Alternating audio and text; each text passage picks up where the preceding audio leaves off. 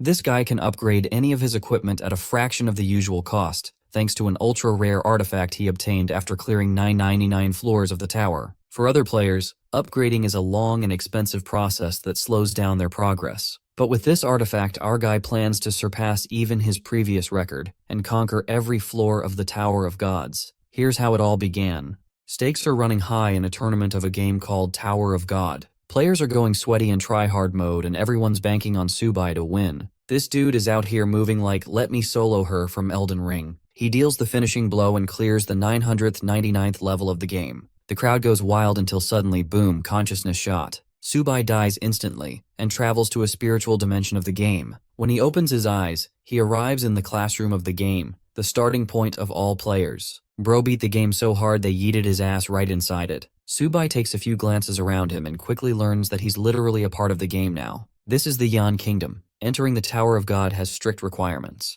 But luckily for our boy, he's the top sweaty pro gamer for this game. The idea of being yeeted by Heart Attack Kun doesn't scare him. It actually excites him. The best part? No one's cleared more than 99 floors in this version of the game. This means a dude like Subai would be a god amongst their ranks. The instructor tells the students to crush the crystal, immediately teleporting them away to the newbie zone. Smashing it in his palm, Subai officially starts his real experience with the thrilling game. Unfortunately, bro's data has been wiped clean, so he's gotta start over from scratch. Subai spawns into the beginner zone and discovers a unique artifact as a reward for clearing the final floor. This supreme artifact trumps all other class types in the game, ranging from rough to common, excellent to rare, perfect to legendary, and finally epic and supreme. This supreme artifact helps him upgrade any equipment with a 100% success rate at the cost of a small fee. With this, Subai is already ahead of the competition. Setting his sights on the beginner tavern, he wonders if the tavern lady still remembers him. Our boy inspects his beginner stats and realizes that this is no longer just a game without consequences. Every move he makes is going to risk his life, so even a 10% stat boost at the start is a godsend. The nice thing about his supreme artifact is that it automatically detects upgradable gear.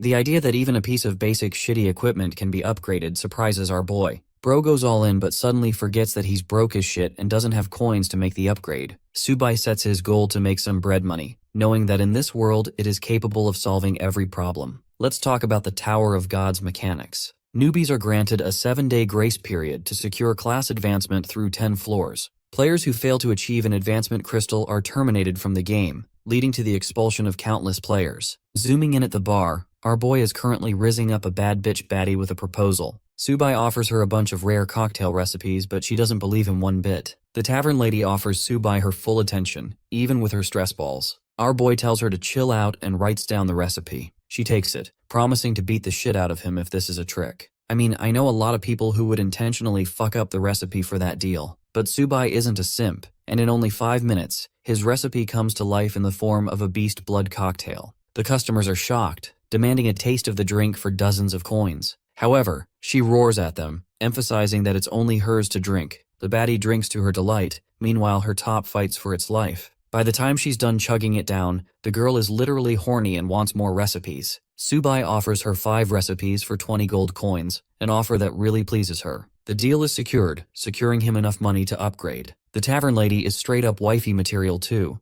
because she offers this guy an excellent grade weapon just for free. This beautiful blade is called the Refined Dagger. He thanks her and leaves, ambiguously rizzing her up by suggesting they're old friends. Outside, our boy commences his upgrades. With just a handful of silver coins, his weapon's quality skyrockets with boosted stats. Now he can easily clear the first floor without difficulty. Subai arrives in the outer region of the beginner zone, where the shittiest losers imaginable are hunting rabbits and acting tough. Bro walks by them, calling them pussies for preying on something so harmless and cute. One of the guys warns him from approaching a danger zone, but the idea is so baffling to him that our boy doesn't even care. Suddenly, a wind serpent creeps up from behind to attack him. Subai reacts so quickly with his blade that it doesn't even faze him, turning the thing into sushi. The rest of these beginner-level noobs are at a loss for words, acting like he just split the earth or something, when really it was just a level 1 monster. These guys warn him to be careful against the serpents as one critical hit could spell his hand. Appreciating the tip, he tosses them a copper coin and leaves. The losers think that he's lost his mind and will inevitably be killed, but Subai is treating this place like a breeze. Another wind serpent attempts to flank him, only to get stabbed in the neck. Unfortunately, the grind is way too slow at this stage. This means our boy has to pick up the pace and eliminate hordes of monsters to clear the first floor. 3 more of these flying fuckheads arrive, only to get cut up like paper with a couple of slashes. Subai enjoys farming experience points and coins off of them, while the system officially makes an announcement regarding the 10th season of the tower. An excitement takes over him. This time, he's got the supreme artifact by his side. Nothing is gonna stop this man from securing the first kill reward.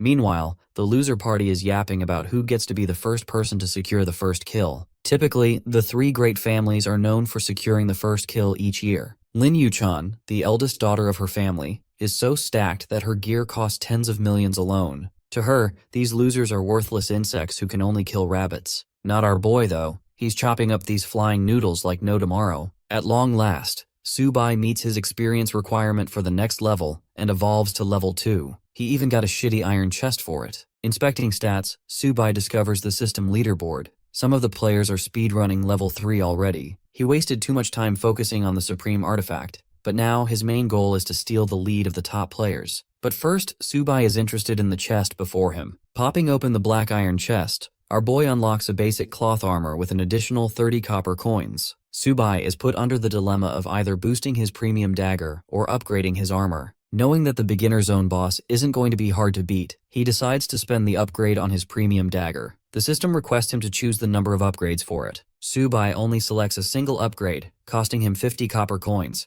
With this, the blade evolves into a refined dagger. Saying, "Fuck it, we ball," this man decides that it's time to boost it to the max. For a 7 times upgrade, Subai selects the option and spends the necessary coins. The system kickstarts his weapon's evolution cycle. The refined dagger has now acquired 8 additional points, and its physical attack is capable of dealing 60 damage at one time. The weapon is straight out of Valorant, and the upgrades boosted the dagger's attack power. Subai flings it around, satisfied with the new speed. Even though the weapon is merely an excellent quality, its stats are actually comparable to a rare weapon. This is all possible with the help of the supreme clock at his disposal. Believing that he's ready for the first floor, our boy steps forward to challenge the Tower of God. Let's talk about the boss's respawn system. It only respawns 10 times on the first day. Any person who is capable of slaying it can advance right into the first floor of the tower. Even if the boss is attacked by an entire team, only a few people are allowed to enter the tower on the first day. Having arrived at the ruins, our boy patiently waits. Suddenly, the sound of fighting draws his attention. Panic sets in. He had no idea that someone had already arrived before he could. Subai steps on the gas pedal and rushes in to steal the first kill for himself. Meanwhile, the team that is currently raiding is having no difficulty cornering the goblin horde. Observing from his little hiding spot, Subai is baffled to see some sweaty whales buying top-tier weapons on the first day. His confusion is quickly answered when he spots Lin Yuchan from the Lin family, the same young woman who has a gear set worth tens of millions. At this point, Bro's mighty dagger feels dirt cheap next to her shit. Her team members scramble on ahead to charge at the goblins. Her personal assistant, Blonde Boy, thinks that they'll easily reach the first floor in no time. However, Lin Yuchan highlights that the other 2 major families might also be tailing them closely. Suddenly, Yuchan senses someone's presence and immediately calls out the man hiding nearby. It's our boy, who gives up after being exposed and greets calmly. Yuchan's assistant questions what team he belongs to, with our boy assuring that he's playing solo, so there's no team with him. He also emphasizes that he doesn't want any trouble and was simply passing by. But the young lady is suspicious of his words. She and her team are filled to the brim with top-tier equipment, and even then it took them 30 minutes just to get through the forest. And yet, this guy arrived at a similar time all on his own. Subai plays innocent and bids them farewell. Zhangfei is suspicious and accuses Subai of stalling them so he can take on the boss. Sensing urgency to act, the young lady stops one of her battalions and orders them to cooperate with each other, just so that they can prevent Subai from leaving. She has no intention of losing her first boss to a random nobody. 7 warriors rush down our boy. Subai isn't worried about getting jumped and merely calls the situation annoying. Manifesting his dagger, he taunts them for dragging him in their mess. The snarky assistant thinks that our boy is being arrogant, as he's nothing more than a level 2 newbie against a group of fighters. The warriors quickly pounce on our boy, while Subai is more than happy to entertain them. The first attack is in the form of an arrow, which Subai casually deflects with a simple reaction. This attack was actually from the young lady herself, and his reflexes shocked her. Next up, there are 2 warriors lunging forth for an aerial strike. Subai cuts them like vegetables with a single slice. His monstrous reaction speed stuns the shitty hair blonde. All of a sudden, the level 2 rookie appears no different than a boss monster himself. Aura farming to the max. Our boy humbles the group by reminding them that they're way below his caliber, even if they possess good equipment. Saying so, he goes on the offensive, slicing down 3 more men with critical hits back to back. Witnessing his unstoppable rampage, the assistant experiences an "oh shit we're cooked" moment and calls for a retreat. Still maintaining his arrogance, he threatens Tsubai for having messed with the wrong family, but our boy doesn't give a damn and walks like he owns the place. It doesn't matter who it is, he's going to kill anyone who poses an obstacle to him. Despite Bitch Boy's anger issues, Lady Yuchan tells her lapdog to shut up. Zhang Fei is stunned to see her sudden concession. Extending an offer, Yuchan pitches the interesting solo player a deal. The thing is, Lady Yuchan has a good head on her shoulders. She has already judged Tsubai to be exceptional for arriving all alone and defeating multiple men. Her ridiculous sudden proposal baffles Virgin Zhang Fei, who calls our boy a mere solo player. But Yuchan tells him to shut up again, reminding him that their objective is to conquer the Tower of God without exception. Our boy thinks it's a fair deal, and assures them that he won't attack or disturb their group again, provided that they grant him a protection tax benefit, a silver coin for each person.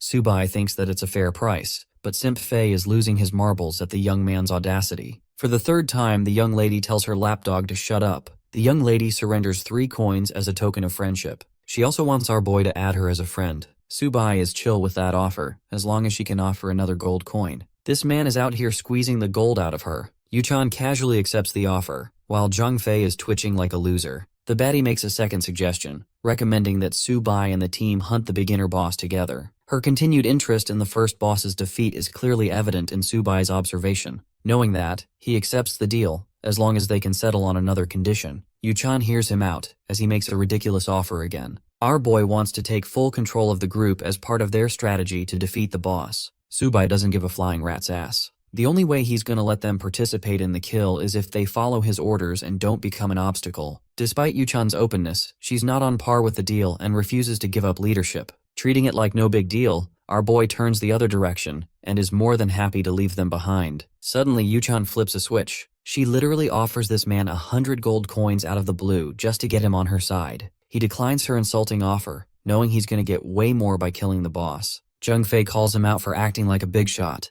but something's not right and Yuchan can sense it. She's doubtful of her chances of defeating the boss with a team, and yet here Tsubai is walking around acting like he's already won. In the next scene, our boy is busy playing with the system. Thanks to his new gold coins, he can upgrade his equipment again. Remember that basic cloth armor? He prioritizes upgrading it now, paying 1650 silver to skip the upgrade time as well, boosting his overall endurance. Tsubai is thrilled to find his health skyrocketing beyond 300. In the next scene, we're back at the tavern. Many beginner players are dying to kill the first boss, and it's certain that they will advance to the first floor soon. The tavern lady amusingly wonders if the Yan Nation will be able to secure the first kill this year at all. Even though their guild managed to hold the first kill record all the way up to floor 9, they were eventually dusted by a powerful rookie from the Beacon Nation. This rookie had some kind of triple S class profession and became the best of the best. While they're yapping at the bar, our boy is hopping around the cliffs, avoiding the small fry goblins to set his sights on the real target. Tsubai is left flabbergasted.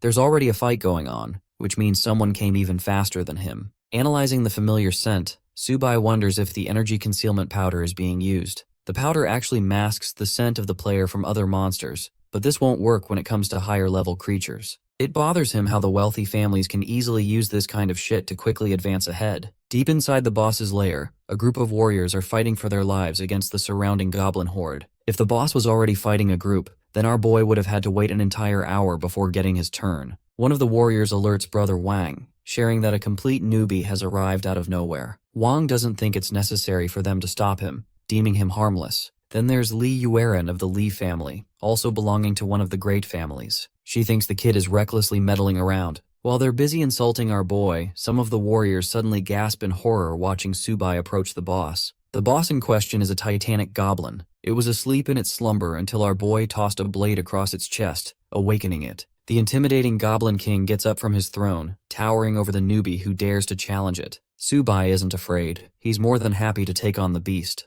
The Wang group is worried about the boss and awaits instructions from their leader. Wang Zixi believes that the newbie will be squashed like a bug in a few seconds. The first attack comes from the enraged Goblin King, who smashes its mace and erupts the ground. Our boy dodges it with finesse, taunting the creature and earning its fury. Confidently lunging forward, Tsubai calls him his bitch and announces its death. A lightning-fast slice instantly eliminates 100 health from the boss. But that's not enough to bring it down, so our boy goes on the reversal, dealing a second slash. Provoked even further, the boss attempts to smash him in one go but misses and hits the ground. Its speed is no match for Subai's fast reflexes. Next, our boy goes for an aerial descent, landing a vertical slash that obliterates another chunk of health. The only reason he's been able to land critical hits is because Subai possesses knowledge of its weak points, those being the chest, lower back, and eyes. The spectators watching are at a loss for words. These D1 haters were shit-talking about our boy earlier and now have nothing to say. Yurin worriedly asks Zixi for his analysis, but this guy has the same question as her. Just how is this rookie so damn fast? Kiting is a skill that even the top-tier players have difficulty mastering, and yet Subai is casually exploiting it in his movements. The boss is pretty weak with its depleting health, so technically they could jump Subai and steal his kill. This grinning bastard thinks that they should wait for a while longer, believing that the rookie will eventually make a mistake and feel the wrath of the Goblin King. I mean, Subai is pretty casual with it, and he's violating this beginner boss at this point. The Goblin King screams in pain and tries to attack again, but he completely misses and allows our boy to land yet another critical slash. The Goblin King roars in fury, but this cry isn't one of pain. It's a calling to summon its troops. Our boy realizes that things are about to get complicated, but hilariously the tiny goblins actually focus their target on surrounding Zixi and Yurin's group instead. Zixi rallies his group into attack formation to penetrate the circle of goblins. Yurin thinks this is a useless endeavor, especially when an endless wave is quickly surrounding them like flies. Concentrating his attention on the Goblin King, Zixi instructs his team to clear a path to the best of their ability. With the team busy sniping down the goblins, their leader marches on ahead so he can deal the finishing blow. Even with Subai's overwhelming ability, Zixi thinks that he can steal the killing blow just in time, refusing to let nobody rob him of his glory. But here's the thing, our boy isn't a dumbass and knows that this guy wants to steal his kill. Subai can spot the mid-tier magic scroll from a distance. Confident of his victory, Zixi tosses open the magic scroll, announcing the end of the rookie as well as the beginner boss monster. The magic scroll shoots out a missile of fire. This blazing torpedo makes direct contact with the Goblin King and detonates into a loud explosion. Watching the smoke clouds, Yuran and the others celebrate having acquired their ultimate victory. However, Zixi isn't the same. Something about the situation is off. Even if the scroll nuked the boss, there isn't a system notification confirming the kill. Suddenly, the system notification does pop up, except it names Subai as the first person to slay the Goblin King in the eastern region. When the smoke settles, it's our boy Aura farming on top of the defeated boss. Zixi is stunned, questioning how this guy was able to one-shot the boss so fast. While he's full of questions, our boy treats them like a bunch of buffoons for not knowing about the fatal wound aspect. What he did was continuously exploit the weaknesses of the Goblin King, allowing him to stack up enough critical damage to finish it in one strike. Interestingly, Subai could have finished this fight way sooner, but he intentionally waited to see Zixi's reaction. In reality, our boy just wanted to teach this arrogant noble a lesson, that money alone isn't enough to get you everything. Back at the tavern, the same announcement of Subai's victory of the beginner boss reaches them. For the first time in years, the first kill of the boss was stolen from all three major families. Instead, an ordinary guy was able to snatch it for himself, making the people wonder if this dude is secretly a top-level assassin from a secret clan. The kid is an orphan with no abilities or weapons, so it's impossible for him to have defeated the three families in their run for first place. Shifting perspective to Yuchan's group, she's rendered speechless while Simp Fei can't believe what he's reading. Immediately, she storms her battalions to blitz towards the first rally point. Finally, there's Zixi Wang, who is acting pissy even after the dirty cheap move he pulled. This hotshot knows that they've got no choice but to wait for another hour before the boss respawns again. Out of nowhere, young lady Yuchan arrives out of a portal, taking offense at Zixi for trying to snipe the second boss. While these losers are arguing with each other, our boy is rewarded with a silver chest for his incredible victory over the Goblin King. He's also now considered one of the only few players among the server to accomplish the mission, which secures him another silver chest. With two of them at his disposal, Subai excitedly wonders if he's gonna get rare gear this time. The first box is opened, landing him a pair of rare boots called One Step. The second silver chest acts as a support loot, landing him 10 small potions and silver coins. With this, his movement speed will experience a 30% boost for a 1-minute period. Unfortunately, using them requires level 5 minimum, so even with the decent loot, our boy can't use it right away. This reminds him to check the leaderboards of the 10th season of the Tower Challenge. He finds the list and discovers quite an upset. You would think that our boy achieved some top spot, but he's actually ranked 98. Inspecting even further, Subai discovers that the top scorers killed the boss even sooner. They're from other regions, but it's clear that these whales spent a lot of money to get top-tier equipment to finish that early. Drinking one of the potions, Subai gains a temporary experience point boost for 60 minutes. His main focus is to grind his levels even harder, especially when there is a whole list of people stronger than him right now. Walking up to a dungeon portal leading to the first floor, he welcomes the season with great anticipation. From the other side, Subai finds himself in a spatial dimension. One look at his surroundings makes him realize that this is actually the Dark Maze dungeon. This confuses him a bit. The thing about the beginner zone dungeons of the tower is that there are many different types ranging with different difficulties. The Dark Maze dungeon, this one, ranks roughly mid to high difficulty in the beginner course, making it one of the most challenging ones for new players. Placing his foot precisely, our boy starts to move in systematic fashion. He is careful about each step and recalls that it's the same pattern as last time. Subai finds himself lucky for having retained his knowledge of the maze. Suddenly, an arm shoots out of the floor. From a magic circle, a creepy ghoul arrives out of nowhere. Our boy clearly didn't expect to meet his ex-girlfriend here. Subai knows that it's a ghoul. That's not the issue here. Inspecting the creature's stats, he learns that it's a normal type with average stats. The troublesome factor about ghouls is their high agility paired with intense damage bursts. This means our boy has to play it safe in order to not get overwhelmed. Activating his flash step ability, this guy literally blitzes past the ghoul, landing a solid critical hit. That one swing of a blade is enough to kill the beast immediately. Right when our boy thought he was only dealing with one ghoul, another pops out of the ground and tries to attack him. Thankfully, Subai slashes it all the same, killing it with a single attack. With 2 kills secured back-to-back under his belt, he earns 40 experience points and consequently levels up to 3. Thanks to this level up, he's also acquired 2 attribute points. Things are coming together after defeating the Goblin King, but the dungeon's not finished just yet. This time, there's a puzzle with 2 inscription tablets. Each tablet has its own color. Red means hard, blue means easy. Since our boy is basically smurfing the ranks, he intentionally goes for the red for those spicy rewards. Standing atop the tile teleports him to a different location of the maze. Let's zoom out and see what the Yan Kingdom is up to. At the Zhou Dynasty Guild HQ,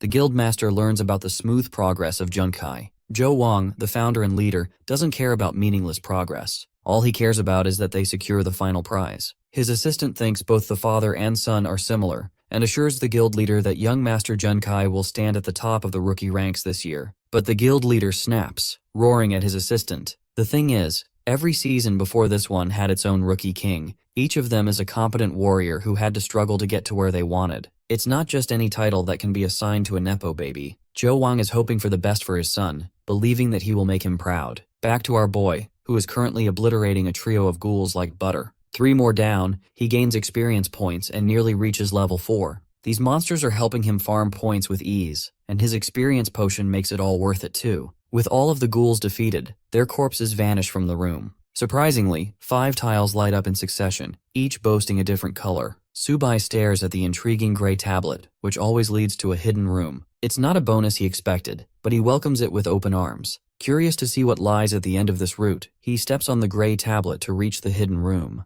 The moment he teleports is also the moment he is welcomed by dozens of bloodthirsty ghouls. These Spider-Man wannabes waste no time pouncing on top of our boy, but they forgot they were dealing with Michal Jordan. Subai leaps up to accept their challenge and slashes every single one of them. In the time span of a few minutes, this man defeats every single ghoul in the room, achieving level 4 and earning points in the progress. Subai excitedly checks his level system, having cleared the hidden room. Despite the difficulty of the room being S, this man managed to clear it without any problems. With his preparation finished, our boy thinks that it's finally time for him to pay the boss a visit. First, he inspects the global rankings. Among them, Zhou Junchai is at the top, with Lin Mengshuan standing second. But even then, it appears that the boss is yet to be defeated by anyone. Naturally, Subai steps on the red crest, opening a crevice that leads him to the boss. This time, he's thrilled to speedrun a record for the rest of the players to feel jealous of. With that determination, he arrives inside the boss's lair. The lair is gigantic, encompassing the floor of one's boss.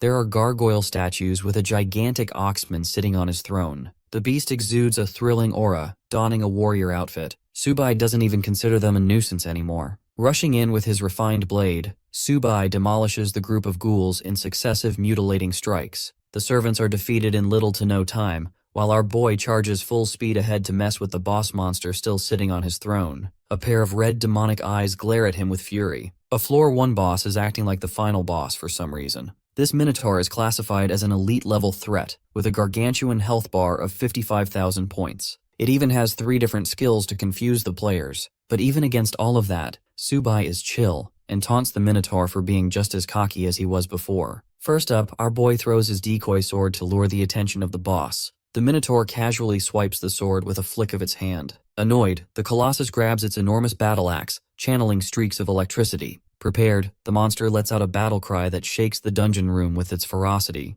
The battle cry activates the 2 gargoyles that were sitting on top of the pillars. Subai displays no signs of fear, and instead shows true excitement at being challenged. The explosive Minotaur activates its trample charge skill to unleash a heavy swing of its axe. Meanwhile, the 2 gargoyles are planning to attack our boy from behind. Fighting strategically, Subai first evades the swing, causing the Minotaur to stagger and create an opening. Then he exploits the same opening by stabbing the monster at its weak point, landing a critical strike upon first contact. The monster roars, but our boy's already on the move for a second swing and zooms past the battlefield. Reading the Minotaur's next move, Subai anticipates another slashing strike. But before they could do anything, this guy literally speed blitzes all 3 of his targets with an array of slashes from top to bottom. Each slash causes an immense amount of damage thanks to Subai's lightning-fast slipstream skill. Enraged, the Minotaur attempts to stomp our boy. Subai dashes away with ease. Right now, the Minotaur is furious. So furious that it burns an orange aura, tapping into one of its 3 skills called the Heavy Bull Charge. I don't know about you guys, but if a house-sized bull covered in flames fucking charged at me, I would be praying to every god on earth to save my life. Subai didn't anticipate the Minotaur to use a skill so quickly. The monster is moments away from trampling our boy,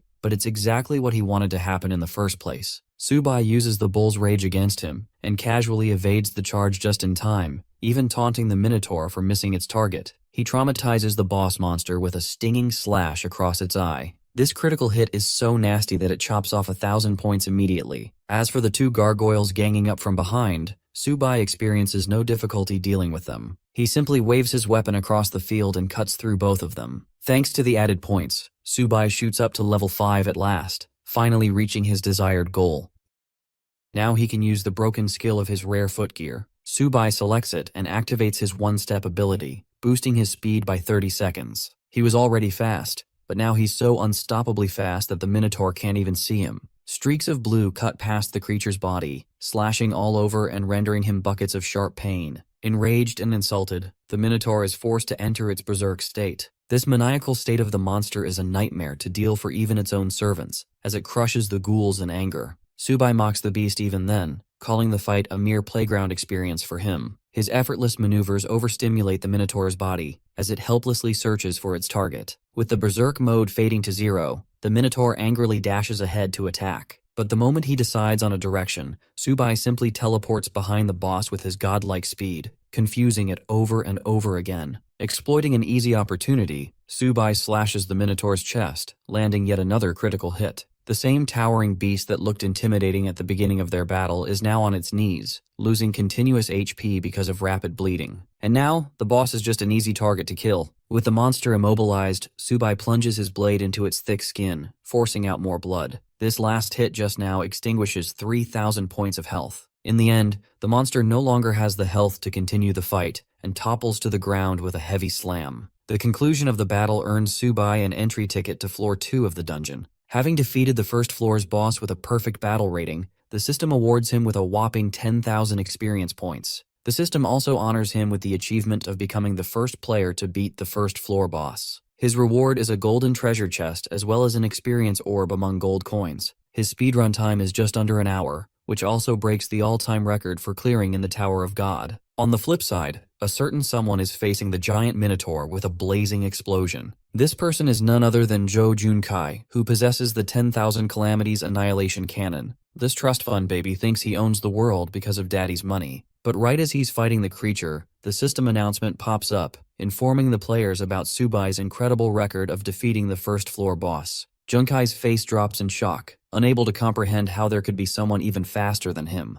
At the current leaderboard, Subai has just displaced Junkai's #1 rank. This guy is so salty that he thinks our boy must have cheated, because there's no one who could have defeated the Minotaur in under an hour. The system notification has gained the attention of many people, making them question the legitimacy of the player known as Subai. No one would have thought the Yan Kingdom would be responsible for recreating a monster like Li Jianxian, who became a legend for his nation. From Subai's performance so far, people are already banking on the chances of him succeeding as the rookie king of the season. Even more alarmed is the guild leader, Junkai's daddy, who questions the identity of Subai. Still, there were 9 floors left in the Tower of God, and if Junkai managed to ace his job transfer mission, he could potentially steal the rookie king's title for himself. Showing disregard for his son, the guild leader demands a full-scale investigation on Subai. The scene cuts to Lady Yuchan, who is already making moves, sending messages to our boy. She even invited him to come work for the Lin family, and in the end, massively regrets underestimating his abilities. Let's go back to our boy, who stands before the golden treasure chest. This piece of beauty only appears for first kills and special events, so they are really hard to come by.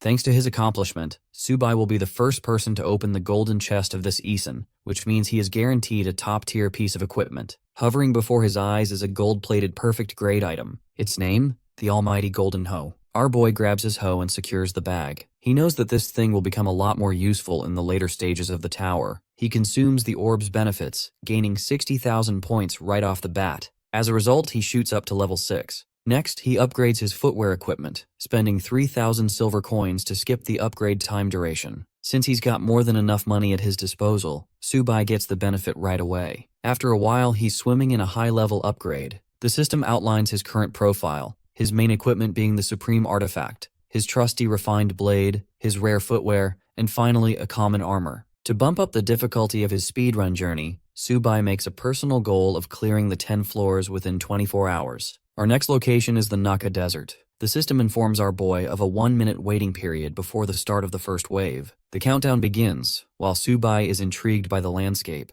Knowing what he does in the desert, Subai is expecting 10 waves of monster invasions. But that seems way too slow and easy for him, so he wants to look for a way to help them spawn even faster. The first creature pops out of the summoning portal just behind him. This ugly freakazoid is the sawtooth lizard with a venomous bite. Subai is genuinely bored and thinks that these guys are only going to waste his time. Instead of waiting for them, Bro seizes the initiative and makes his first move by lunging right in. With a single slash, the first lizard is slain with a critical hit. Then another, back to back until the entire wave is annihilated. Now that all of them were dead, the second wave would arrive in another minute. The normal battle process of defeating these lizards takes about 10 minutes, but our boy easily managed to defeat the wave in 2. The second wave follows suit, with Subai popping open the use of his one-step gear. This way he'll reach them even faster than before and wipe them out quickly. With the effect activated, this man becomes the Flash, securing kill after kill after kill in a zigzag motion. Subai is so excited that he wants to break all of the records he made in his previous life. The system dubs complete annihilation of Wave 2 of the lizards.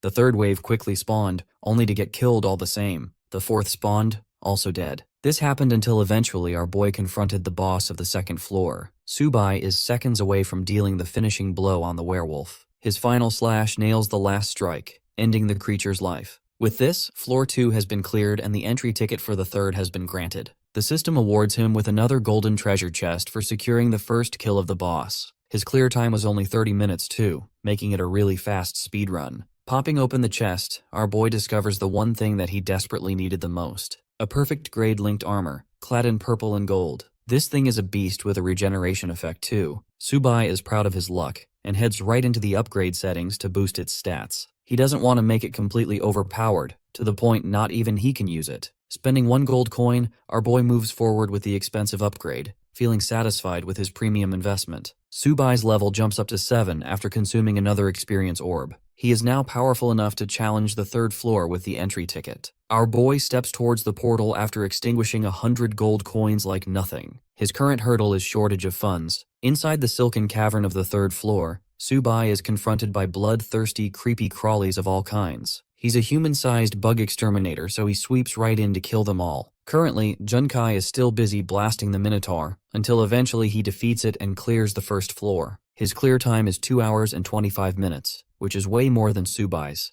Thanks to his victory, he earns a rare weapon called the Exquisite Longsword as his reward. Bro is super excited at first, until he checks the leaderboard and sees Subai sweeping the ranks of floor 2. It stuns him how this man has already annihilated the second floor when Junkai hasn't even stepped foot in it. Despair sets in, and this wannabe big shot succumbs to defeat. It boggles him to know about the identity of Subai. Meanwhile, our boy is currently dicing the overgrown fat spider to his delight. He wraps up floor 3 tremendously fast as well, securing first place again. Skipping ahead, he doesn't experience any form of difficulty with the 4th floor either. Another record set. Floor 5 is where he annihilates an aquatic behemoth, clearing the level in 20 minutes. His consistent victories back-to-back are ridiculous in the eyes of the spectators. In their eyes, he's an absolute monster for a beginner who shows no signs of slowing down. Many others are chatting, wondering if this season is too easy for the beginners. But then comes the question of Junkai's pace, as despite having obtained a godlike weapon for free, he still took a while clearing level 1.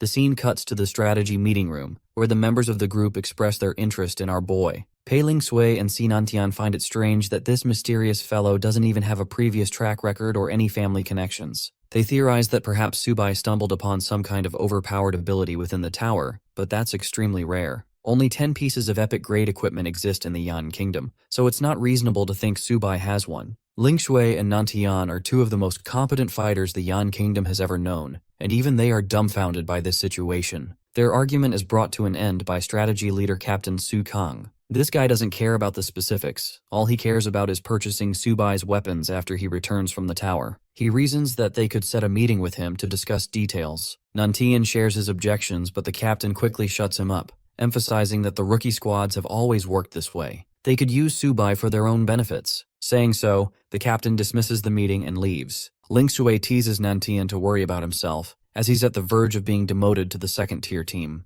Back to our boy, he's currently analyzing his basic stats. Each level up grants him 8 points randomly, but the one thing draining his wallet is the lack of funds for equipment upgrades. From now on, a minimum upgrade is going to set him back 13 gold coins because that's just how good his gear has become. Despite having 300 coins already, Subai is thinking about clearing floor 10 and acquiring 500 coins. Achieving the Rookie King title will also grant him 200 coins, but a despairing reality sets in. It's still not enough. This man needs Elon Musk levels of money to really advance his weapons. Suddenly, a person came to his mind. Inspecting the system settings, Subai opens his messages, realizing that it's time for him to accept proposals. Remember Lady Yuchan? He offers her a whole bunch of crystals for different price points. The interesting thing about this deal is that he's offering a discount from the market price. Yuchan folds and accepts to buy the entire stock. Our boy is more than happy to sell her 30 crystals, with the idea of selling even more later. Finalizing the trade and acquiring his beloved coins, Subai steps into floor 6 to continue grinding.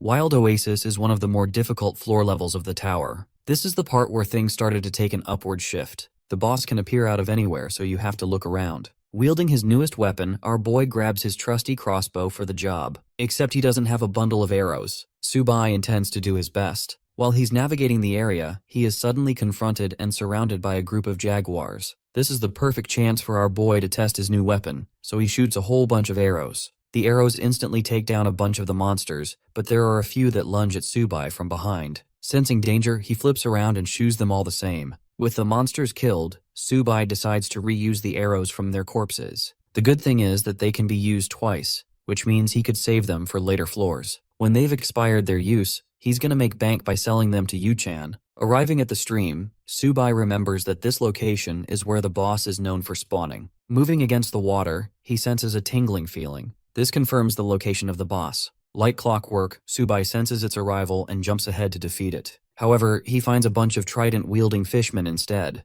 These guys are normal monster types in a group. Subai targets each one of them with his range weapon. The first few arrows easily kill the fishmen. Their bodies also drop a rare bag of coins as well as a job transfer crystal. Our boy selects the B-rank crystal, which has a high drop rate in this location. Next, he prompts the system settings for the crystal and sends it to Lady Yuchan, offering her a trade. The woman takes one look at the warrior class crystal and presents 100 gold coins, or 100,000 in cash. Milking the shit out of her wallet, Subai forces her to double her offer, and the deal is secured. Next, he pounces away happily, having secured another round of farming. Suddenly, Subai hears an intimidating screeching sound. He turns around, excited to confront the boss at last. This dude is also a fishman, except he's on steroids and definitely needs a Snickers. Dubbed the Oasis Fish Demon, this guy is an elite-level boss with numerous skills of its own. But it's nothing to Subai, who shit-talks the boss, aims his crossbow at his next plaything. The monstrous fishman aims its trident at our boy, who is shooting numerous arrows from afar. The arrows inflict a ton of damage, but that's not all. Subai lunges upward to shoot some more from point-blank range, securing critical hit after critical hit. The enraged fishman throws its trident, its only weapon, in an effort to kill the insect of a human.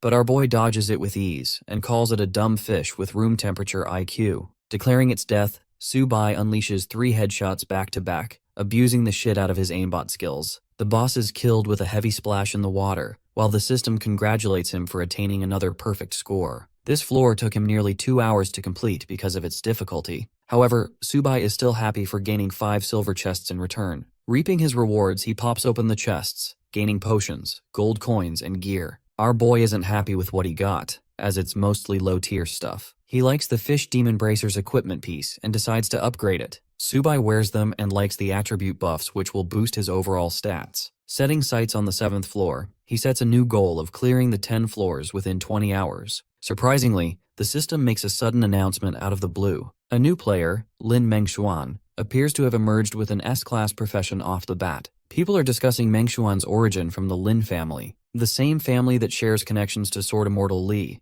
a guy who is so godlike that he's ranked #1 in the world. People are seriously taking Mengshuan as a serious contender for the Rookie King, but some people are also skeptical of her, seeing how Subai annihilated the 7th floor already while Mengshuan's stuck on 3rd. Some of them predict that Mengshuan has some kind of secret weapon, just like Zhou Junchai. Right now, our boy is sitting at the top with Mengshuan and Junchai trailing behind. The spoiled brat is enraged for being 3rd place and intends to take his revenge after the 5th floor rankings. The 7th floor of the Tower of God brings us to the Dark Castle. Here, our boy is going up against the Primordial Edgelord. He slashes the old bag of bones with a critical hit. On the 4th floor, Mengshuan is currently busy pummeling the Lizardman, refusing to stay stuck in 2nd place. Junkai is on the 5th floor and freshly acquired a class-changing stone. His awakening is actually incredible, with Junkai entering the double SS rank class as a gunner. On the 8th floor, we have our boy challenging a bunch of skeletons in the Abyss of Pain. Subai slashes them once each, killing them with a single blow. He's excited by his current trajectory, knowing that only 2 more floors are left to topple.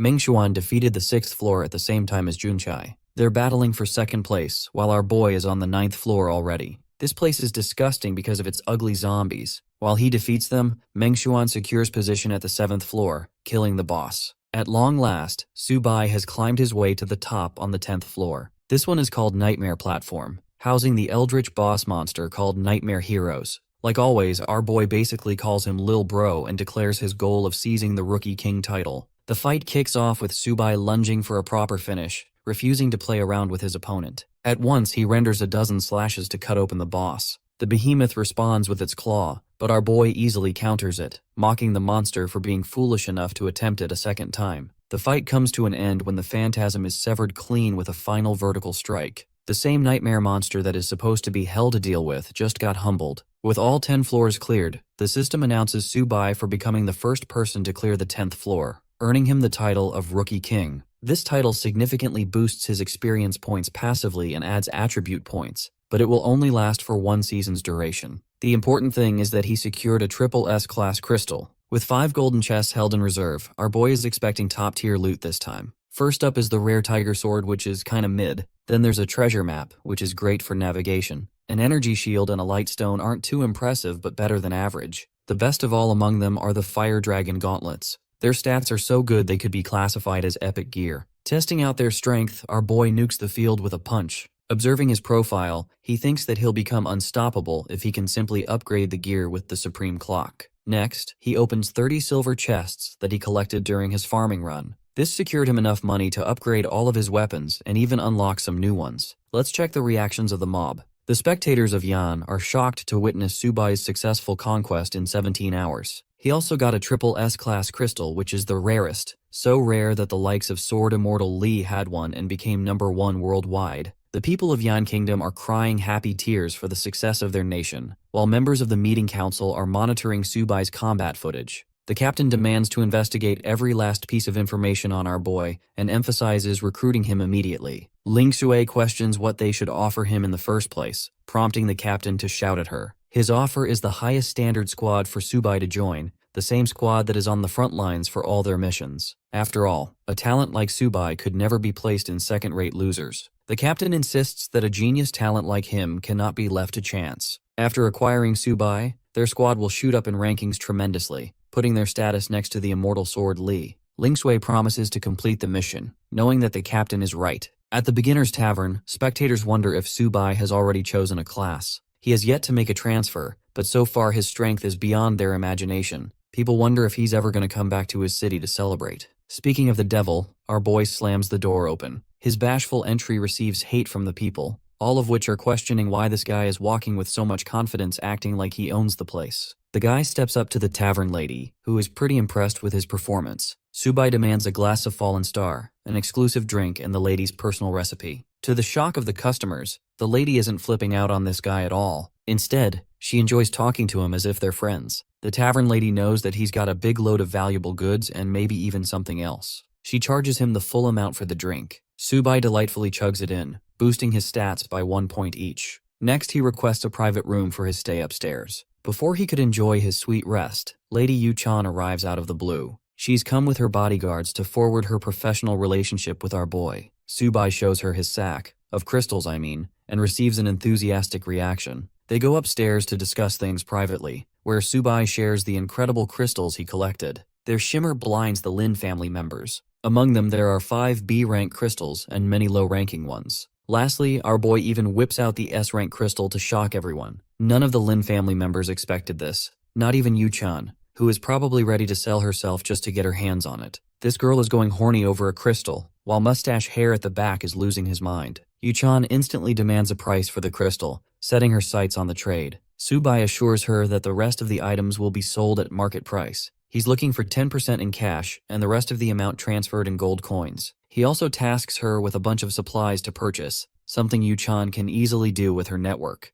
Subai hands her the list and takes care of business. Bro settles down on his couch, asking for an offer for the S-rank crystal. Lady Yu-chan pumps out 200 million in cash as her big number. Not even our boy expected this piece of rock to cost that much. Hilariously, Yu-chan treats it like 200 million isn't even that high for this rarity. So she's even happy to give him a free residence in the first city of the Tower of God. Both of her lackeys are questioning Yu-chan's decision to offer such a prestigious reward, but this woman is standing on business and really wants that crystal for whatever reason. Subai realizes that he might be underestimating the stone's value. Instead of arguing, he accepts the deal and requests payment to be scheduled in 7 days. An excited Yu-chan is more than pleased to sign the contract. Our boy signs it properly as the two shake hands. Their deal comes to fruition, with the lady enjoying her fancy new expensive rock. Next, Yu-chan welcomes Subai into the Lin group, knowing that he pulled a triple S-class crystal, which means everyone and their mother is going to try recruiting him now. But Subai doesn't intend to transfer classes for the time being, which surprises Yu-chan because someone could easily try to steal his precious crystal. To that, our boy assures her that he's got his own plans cooking at the back. He has no need to worry about such things. The meeting comes to a close, and while Subai is heading off to rest, he ends up hearing a conversation between two guys. They're suspicious of his identity as Subai. Everyone in the bar now knows his name, realizing that he's the one who made a dramatic entrance. They're so hell-bent and focused on him that the tavern lady's business is more chaotic than ever. She intends to even the playing field with him soon. While our boy is dead asleep,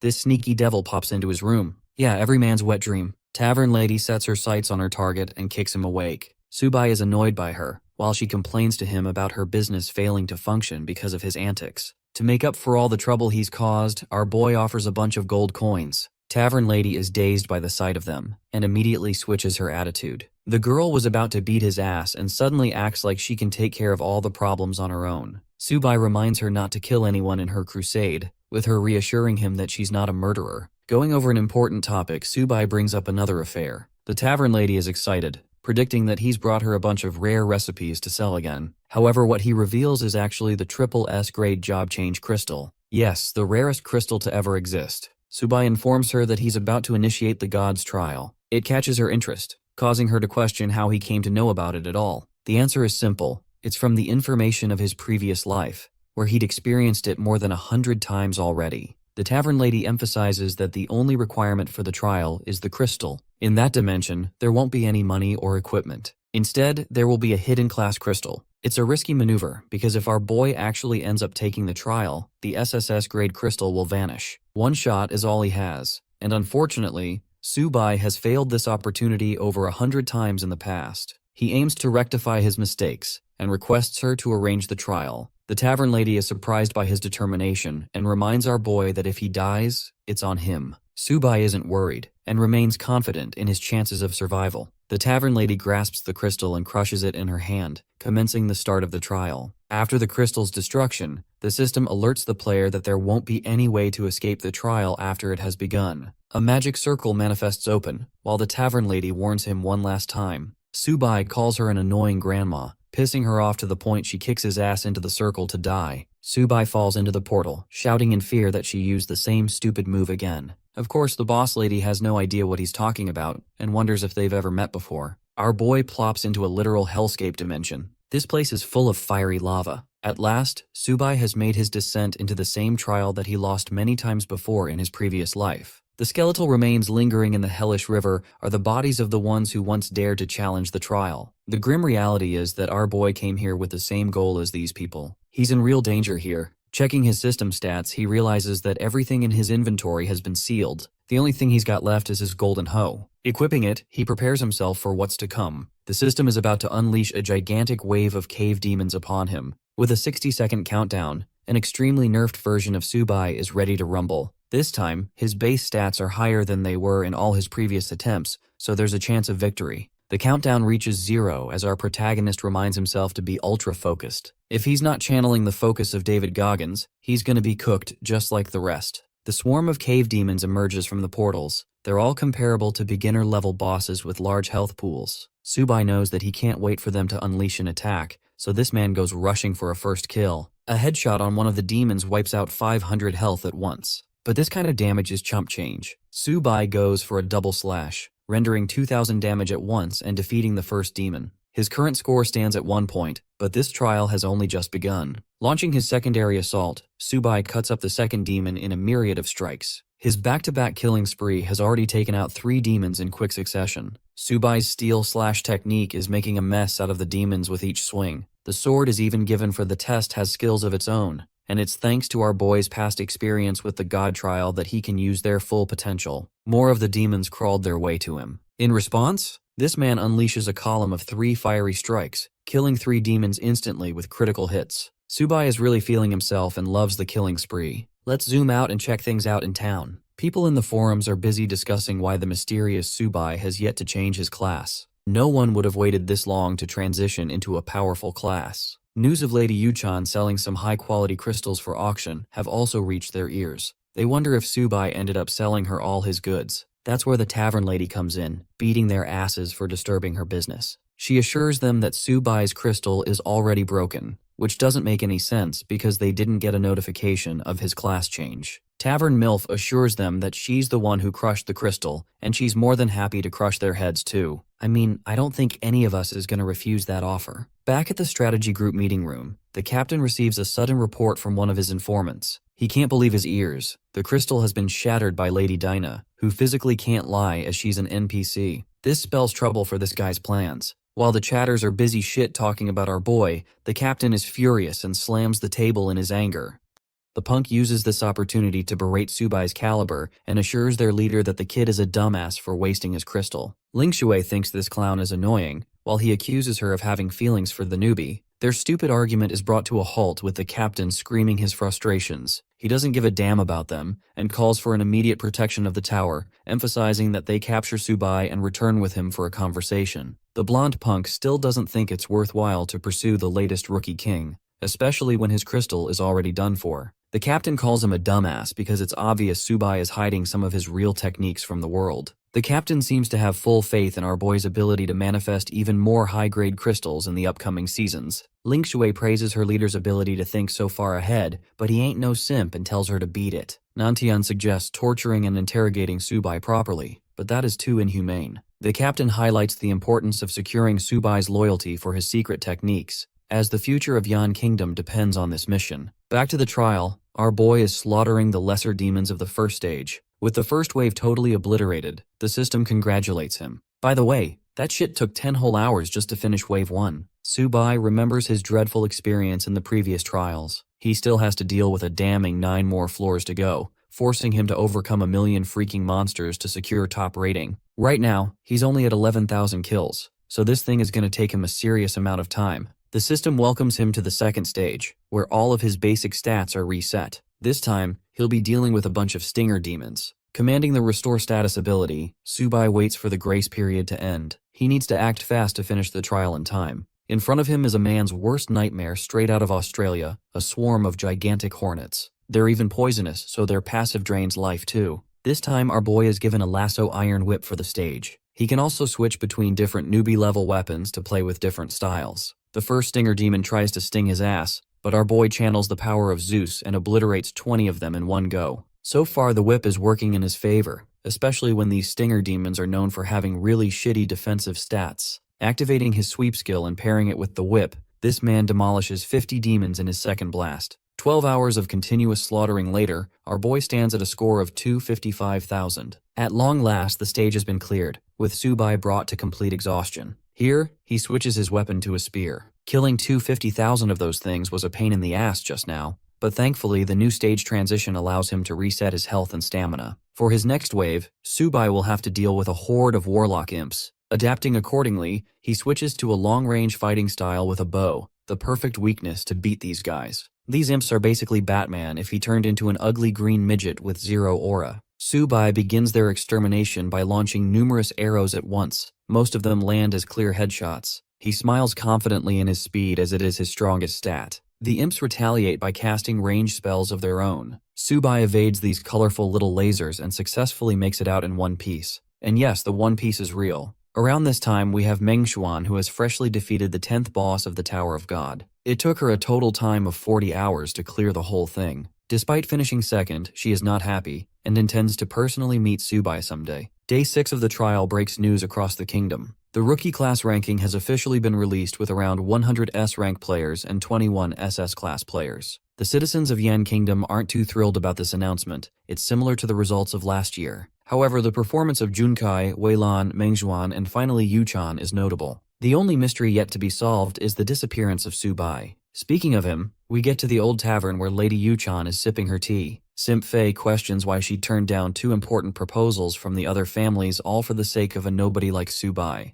Just like always, she ignores Lil Bro's ranting and demands her to focus on his given order. He tries to whine more, but she shuts him up, stating that she has personal plans to follow. In her friend list, there are only a handful of people, but Subai appears to have entered abnormal status. It's been a week since this change, around the same period where the rumors of his crystal shattering spread around. Deducing his condition using these 2 points, Yuchan realizes that our boy is still stuck in the newbie zone doing something miraculous again. Speaking of our boy, let's head to stage 7 of the trial. Here, Subai is dealing with durable golems. These guys are first frozen with ice arrows and then shattered with a secondary shot. He makes light work of them, shattering their defenses and even mocking them for being weak targets to ice magic. As he steps forward to enter stage 8, a realization dawns on him that it's already been a week. He needs to clear 3 more stages before the newbie zone ends, so he gets to work in even faster fashion. This time, Subai has to deal with an even stronger version of the demons on floor 1, and he's so damn fast that he kills nearly 30 of them at once. 6 hours of painstaking grind later, Bro arrives to challenge Godzilla. He's got a flaming longsword. Thanks to his incredible speed, Subai delivers one final swing to kill the monster. At long last, the system receives a notification confirming his 1 millionth kill status. Furthermore, 24 hours are left until the newbie test period expires fully. Our boy excitedly prepares himself to challenge the final stage and the final boss of the trial. Standing in front of a spiraling red globe, he taunts the boss to come out. A gargantuan red magic circle pops out, sending out the literal incarnation of Satan. This is the Red Lotus demon with a damning difficulty of an overlord.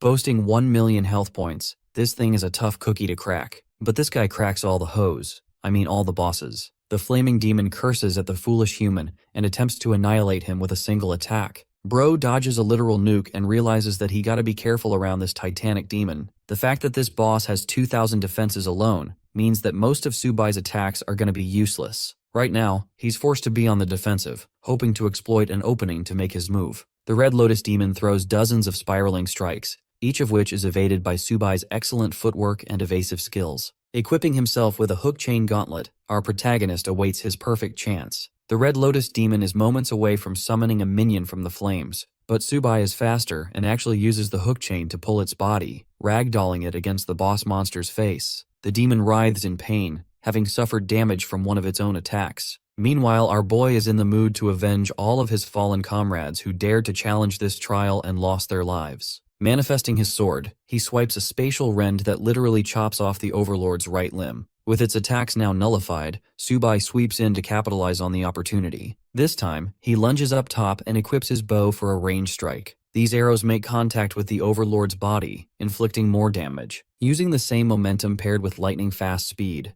Subai repositions himself for another attack. The demonic boss pitifully tries to defend itself, but it's useless. Channeling his inner Batman energy, Subai basically says that even gods are vulnerable when stripped of their defenses. The Overlord curses at the humans with every stinging stab inflicted by our boy. A barrage of arrows rains down on the boss monster. The demon reacts with offense of its own, squashing each arrow with telekinetic explosions. Our boy uses this moment to his advantage and gets all the way up in the ugly demon's face. Subai declares the end of the world for the pathetic boss, and takes out both of his swords. Dual-wielding like Sung Jinwoo, this man starts unleashing hell upon Satan. The boss monster is eventually slashed to pieces and falls to its doom. Subai taps away across the stage and ends the fight with complete exhaustion. The god trial has been cleared, accomplishing his requirement to achieve the hidden class. As for the 1 million points he secured, exchanging them earns him the rarest title of hero. Bro is finally done with his killing streak and celebrates achieving the hidden key to his growth in the previous life. This title helped him clear nearly 1,000 floor levels. But our boy isn't interested in exchanging his points.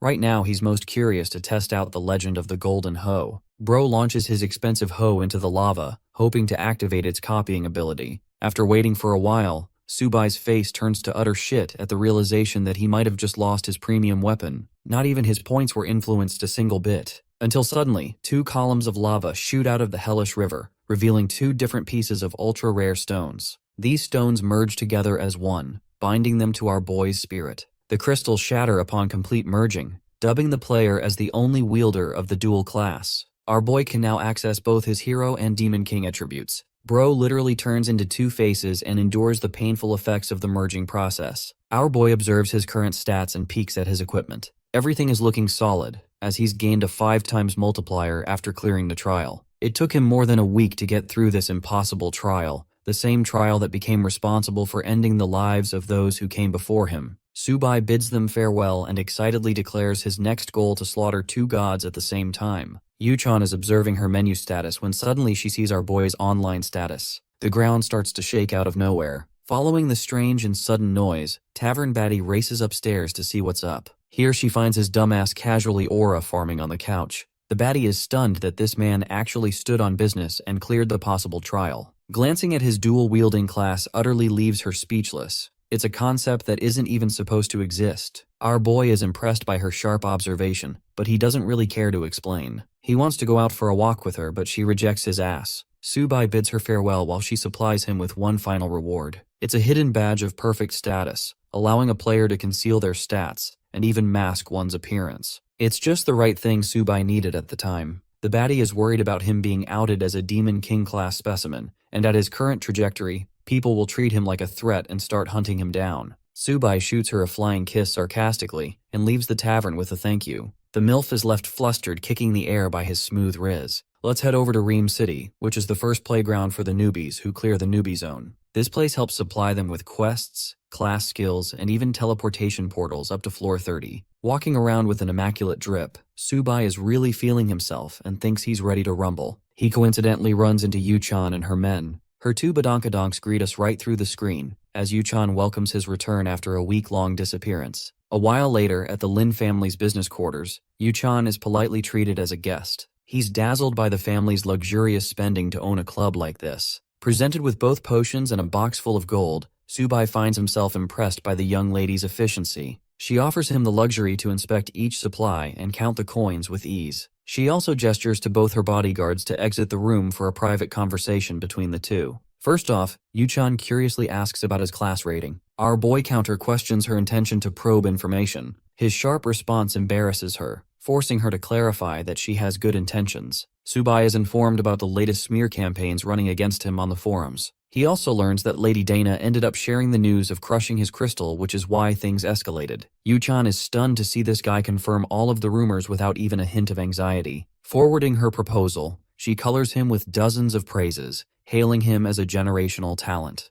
Deep down, Yuchan thinks this guy might have a second crystal, which is why he doesn't care about the first one that was crushed. This dude shows complete lack of interest in the topic and directly asks her about her goal. Yuchin invites her to the Lin family for a joint operation against bosses. That's exactly what he anticipated her to say, because the floor difficulty goes up significantly after clearing the newbie zone of the tower. Subai emphasizes that he's fine with beating bosses together, but in no way is he going to join another guild. He's fine with taking them to the 5th floor of the tower, and requests 5 mage-type team members only to help break the record. Yuchan shoots up in shock after hearing his goal of breaking another record. Normally it takes 20 people to get through a single floor, and here this guy is spouting delusional goals. Our boy assures her that he's not desperate to break the records either, so he gets up and leaves the meeting. Yuchan follows him and clarifies that she's on board with the deal as long as the Lin family can use its name in the party. Subai is fine with that and prefers raiding from tomorrow since he's got a bunch of things to take care of. The young lady is delighted to earn his support, while Zhang Fei dubs him a scammer for the millionth time. Bro is a generational hater at this point. Yuchan humbles his ass by reminding the blonde twat that he's the one who kicked their asses back at level 1. If they recklessly challenged him, they wouldn't have made it out of the floor either. Yuchan commands an immediate team formation following Subai's formation. Though this loser agrees to follow her order, deep down he harbors great distaste for our boy and prays for his downfall. At the city lord's mansion, Subai is seen casually walking up to the gate. The people try to stop him from having a death wish, but he doesn't get why this normie is trying so hard. Wu Tai calls the newbie naive and warns him of the tight security around the city lord's mansion. Subai decides to entertain the young fellow with a little secret. The secret in question is that anyone can get an entry as long as they are crazy powerful. Subai walks up to the guards and reveals his hero title, instantly earning their praise and compliance. The people watching him from afar are at a loss for words, unable to comprehend how this new guy managed to go inside like a VIP. Even now, the guards are escorting the hero with top-tier courting. A smash in the training grounds is heard. There's a fight between Guard Captain Orlando and the City Lord, a mage facing off a sword fighter. Just watching this scene gives our boy goosebumps, because it's one of his favorite sequences from the story to unlock rare skills. Even though he himself is a dual-class player, he requires farming skill books to gain new abilities. In this arena, Subai has everything he needs to learn and get to the next level. In fact, the system even prompts him with the suggestion to learn basic swordsmanship skills from the master himself. Our boy happily taps yes, and even learns Captain Orlando's skill, the stone wall. Numerous skills make their way to our boy's system screen, and he spams the confirm button like a maniac. 10 minutes later, the mage is getting healed by several other mages, while the leader of the city appears unharmed. Our boy didn't enjoy the fight too much, as it became very boring quickly. One of the guards informs the city lord about the arrival of a hero. Stunned, the leader demands verification of Subai's identity. He reveals the data and confirms his elite status, earning proper respect from the great swordmaster and his subjects. They're thrilled to be in the presence of a hero after 100 years. This is a confusing remark to our boy who asks for clarification. The city lord shares that a hero is destined to lead Rim City into the light, but this corny description is way too exaggerated in Subai's view. Instead of glazing himself, he asks information on any quests. Knowing that the hero is currently only level 10, the city lord reveals a new mission. Apparently his trusty dog is missing, and he insultingly offers a reward of 10 gold coins for its retrieval. It's such a shitty job and underestimation of our boy's abilities, to the point Subai reveals his terrifying aura to express his anger. Wiser of the two, the mage Captain Orlando offers other missions, thinking of how stupid the city lord's suggestion just sounded. The hero receives 3 new quests to collect materials for rewards. Just then, the great swordmaster also remembers a suitable request. He tasks Subai to investigate a certain area. With so many quests lined up, our protagonist highlights how no one has cleared them before in the main storyline. Ordinary players are far too busy obsessing over the tower floors, that they forget about side quests being the key to real buffs. Interestingly, the swordmaster's quest catches our boy's attention the most. The city lord makes a sudden proposal, highlighting the average hero's godlike combat abilities. Long story short, this guy wants a one-on-one fight against the hero. Offering a handicap to the hero, the city lord even intends to seal his most powerful skills. However, our boy has different plans and tells this dude to just cap himself around level 30. The same goes for Captain Orlando, implying that this man is about to smoke both of them at the same time. The mage and great warrior are equally stunned and express their complaints with this idea, knowing that the hero doesn't have a whole bunch of skills. Subai shuts their yapping and recommends they communicate in the fight. Both fighters give one look at each other, before expressing keen interest in the hero's might. In the arena, the guards murmur their shocking thoughts. The last time these guys tag-teamed together was back when they defeated a powerful level 200 monstrosity. And here is Subai, who who has arrogantly challenged them at the same time. The mage takes notice of the hero's confidence, while the great warrior is thrilled to show a hint of his true powers.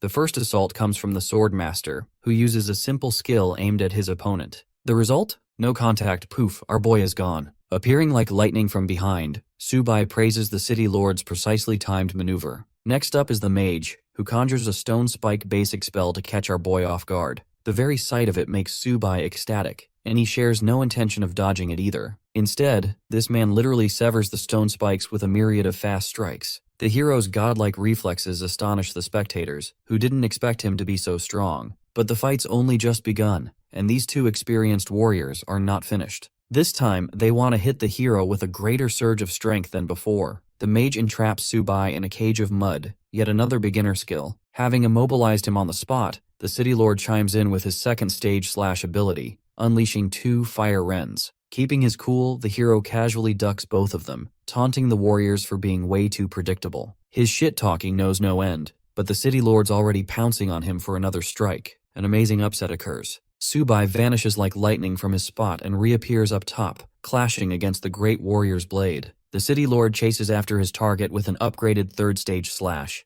However, this fight's already over. Subai has a sword against Captain Orlando's neck, startling the city lord with his bolting fast speed again. Not even 30 seconds had passed, and the fight already met its end. But our boy doesn't want to let things go that easy, and challenges the great warrior to charge at him. By this point, the city lord is starting to realize that this dude is literally built differently. Refusing to give up, the swordsman charges with his fiery blade again. This time, his strategy involves the usage of an impact technique from the ground. This is the 4th stage slash, and despite a change in variation, the result is ultimately the same. Subai faces it head-on and teleports out of the playing field. He reappears from behind like the 4th Hokage from Naruto. Subai connects his stroke using a sword or a slash. The fight is now officially done with. The sword warrior is on the ground, with the hero mocking him by calling him pathetically weak. Subai checks off one of the quests from his list and receives an inventory reward. Meanwhile, both the city lord and Captain Orlando lost their aura points to a youngster fresh out of the newbie ranks. The fact is,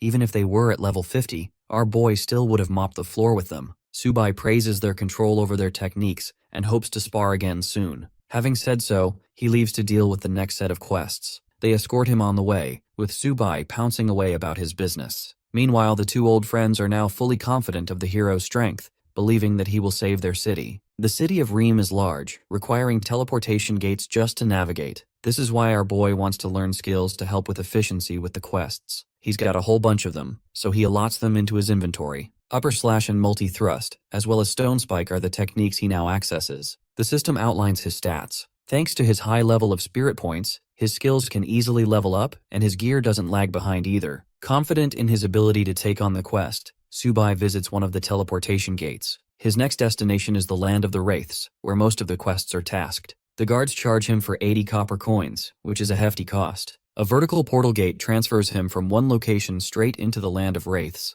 This place appears way more realistic than the way it was in the game, but that makes things interesting for this guy, who kept only his basic weapon for the journey. The temperature of the Land of Wraiths is pretty darn cold, making our boy regret his choices with clothes. Subai spots a bunch of skeleton warriors in the distance. These boneheads are twice his level too, but they're all fodder in his eyes, even with superior health. Testing his new skills, Subai launches triple stone spikes. He lands perfect headshots on 3 of the skeleton warriors, killing them instantly. The rest of the warriors are barraged with a flurry of the same spikes. Thanks to critical damage, 10 of them are down within the next moment. The overpowered aspect of this magic spell comes in the form of its absurd 3200 damage. Anyway, farming the boneheads nets Subai good old points. He finally feels like the true grind has begun, instead of the newbie shit he was dealing with at Zone 1. A while passes and he's done clearing the wave, leveling up to 11 at the same time. In his previous life, acquiring skill points was a pain in the ass, but right now he's speeding through them thanks to his double class. In fact, when Subai inspects his stats, he's flabbergasted to see a 50-point increase to every perimeter. The boost of a hidden class is better than even the triple S profession. Back to the boneheads, they're here to get massacred, and massacred they indeed get when Subai launches a rain of earth spikes. To spice things up a bit,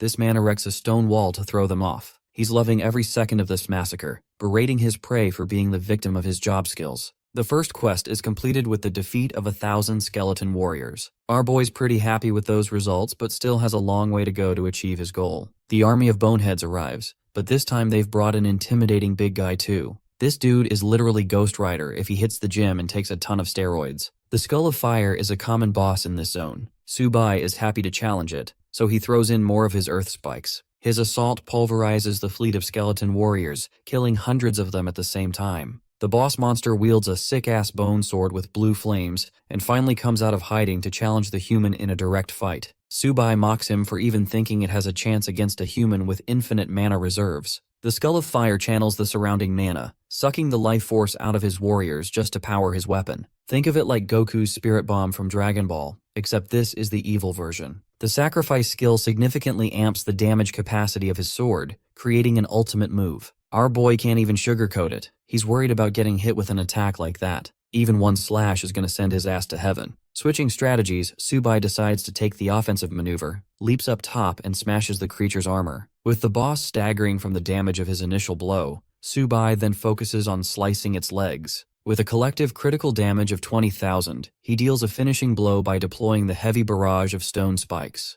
Unfortunately, not even this could deplete its health fully. The mighty beast attempts to force a single swing, but even with the destructive output to nuke a mountain, he's just not fast enough to catch our boy. Exploiting yet another opening, Subai delivers a barrage of endless stone spikes, spamming recklessly without worrying about mana drain or even cooldowns. Concentrating headshot after headshot, our boy deals significant damage and trash talks the boss for not training hard enough. The fight's over, as the undead behemoth is toppled, blossoming beautiful skull flowers upon defeat. Subai is ecstatic to discover another potential quest, but while he's busy collecting the flowers, he also discovers a new skill book in his inventory. It's the necromancy ability, and after spending 10 points, it is now officially a part of Subai's skill set. Intrigued by the concept of summoning magic, our boy conjures 3 undead soldiers, raising them from the ground. These loyal skeleton warriors are pretty trash normally, but they quickly become overpowered because their growth is tied to their master's level. In this case, they're strong enough to take on level 40 monsters thanks to Subai's broken stats. But wait, there's more. He can summon dozens of them at the same time to swarm his enemies with numbers. Subai completes another quest by collecting 200 skull flowers, enjoying the fruits of his labor. His next destination is a place called the Death Swamp.